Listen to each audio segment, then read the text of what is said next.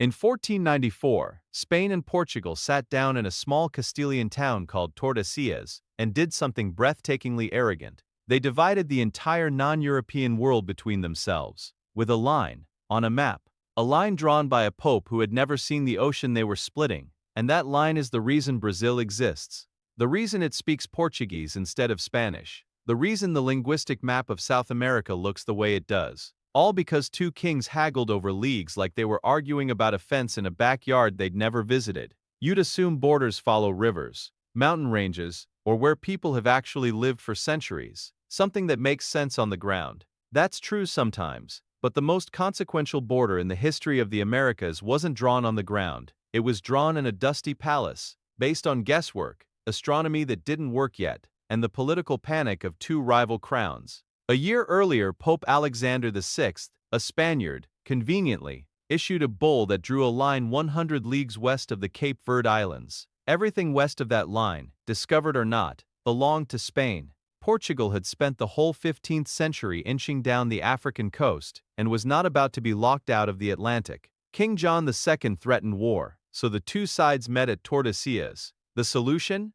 Move the line, all the way to 370 leagues west, a round number that felt like a compromise. No one knew what lay at 370 leagues. The negotiation was staffed by diplomats, astronomers, and pilots who all had to pretend they knew what they were talking about. The Spanish team had proposed the 100-league line based on Columbus's voyage, but they had no real fix on the distance. The Portuguese, whose ships had been poking around the South Atlantic in secrecy, may have suspected there was land out there. They pushed hard for the 370-league mark, a figure that conveniently placed the eastern hump of an as-yet unknown continent on their side. Pure luck? Most historians doubt it. The treaty was signed on June 7, 1494. The Pope eventually rubber-stamped it. A line that no one could verify had just split the planet. The practical test came fast. In 1500, a Portuguese fleet bound for India under Pedro Álvares Cabral swung wide into the Atlantic, either deliberately or thanks to a navigation error, and bumped into the coast of what is now Brazil.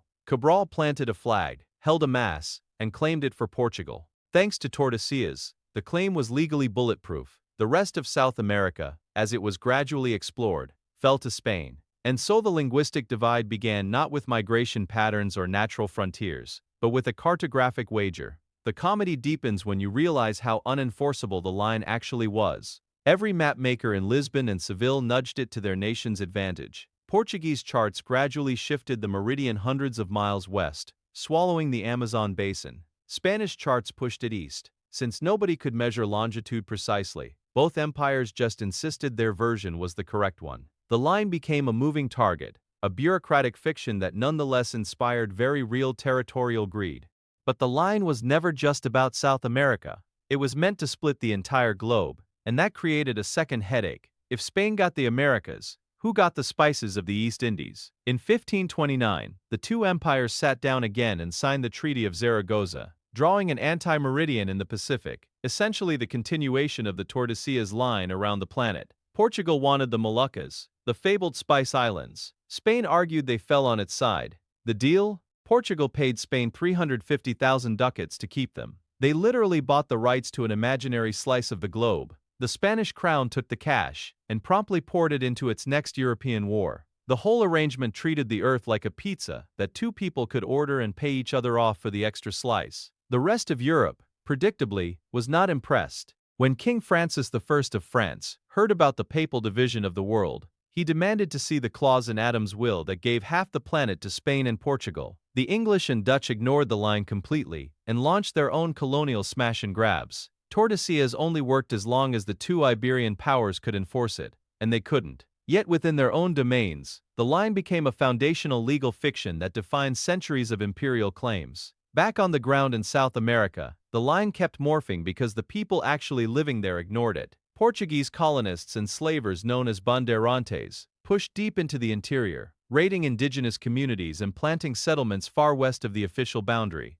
By the time the crown sat down again in 1750 to sign the Treaty of Madrid, they threw out the Tordesillas line entirely. The new principle was uti possedetis, as you possess, so shall you possess.